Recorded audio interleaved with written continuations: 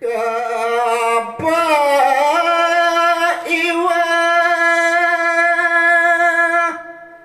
sampun truna sane mangkin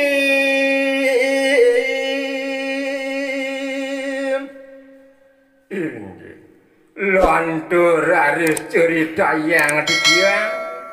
kacerita dan iki kebo iwa sampun sane mangkin munggah teruna rikanyekan kanthi mangkin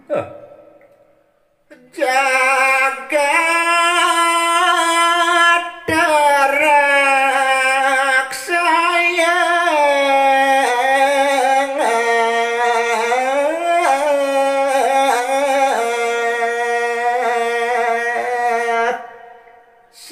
kewan dan kawon pisan kewentenane kanthi mangkin rikanyekanipun Kebo Iwa sampun munggah terna baosan kanthi mangkin lacuran pisan sayuwakti mewah ngrereh sane kebawa pengupa jiwa ngrarah kajeng mewah gede mawinan duke punika mewah pisan sayuwakti ngrereh sane kebaos pengupa jiwa semalih ajeng-ajengan ibu aji nanang larang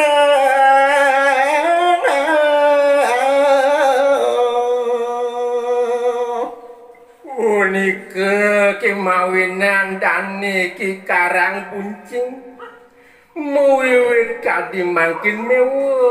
mewah sayuwakti kewentenan itu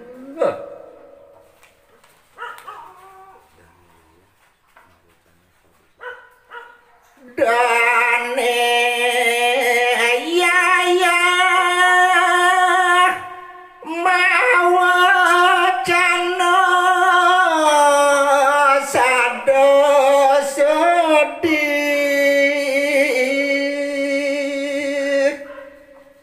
raris ajin nidani sane kebawas ki karang puncing dane sedih kingkin permangkin raris nimawacana majang rewokan ide ki Kebo Iwa boyo jonenten siu janing Kebo Iwa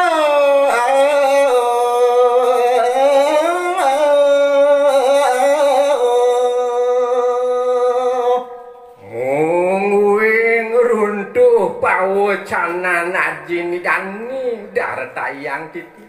uduh cening Kebo Iwa anake buke cening sakwalu ya pengantungan jiwa permanan aji anake buke dewa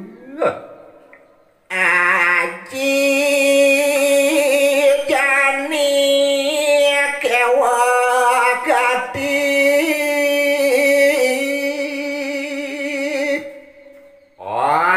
jani kumine subuh sayan terak kewa ane jani ngerereh ane madang ajeng-ajengan tek itu cening ngalih kene jagi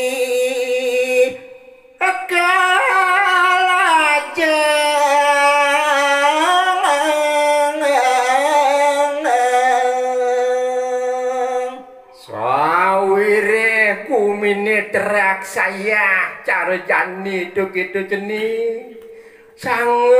sangat pekewah anak ibu kuaji lakar ngererekan anak ibu kecening pengupo jiwa malih ajeng-ajengan itu gitu jenis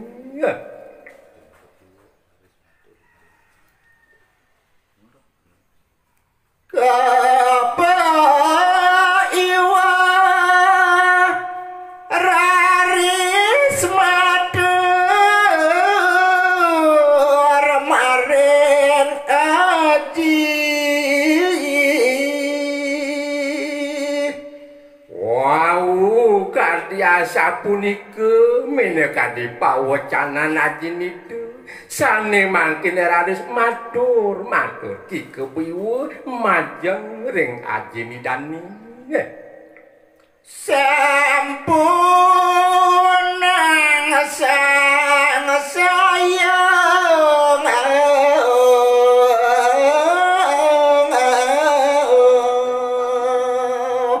mungguing atur mineka diokani majang ring aji singgih aji palungguh aji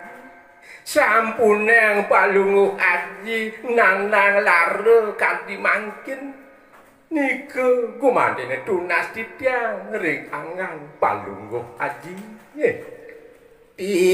tiang mangkin ulung aji yang sane mangkin ditiang pinakokan ati ditiang misadieu jagi pajang mata tulung majang ring guru rupakan titiang mangaruru pangupa jiwa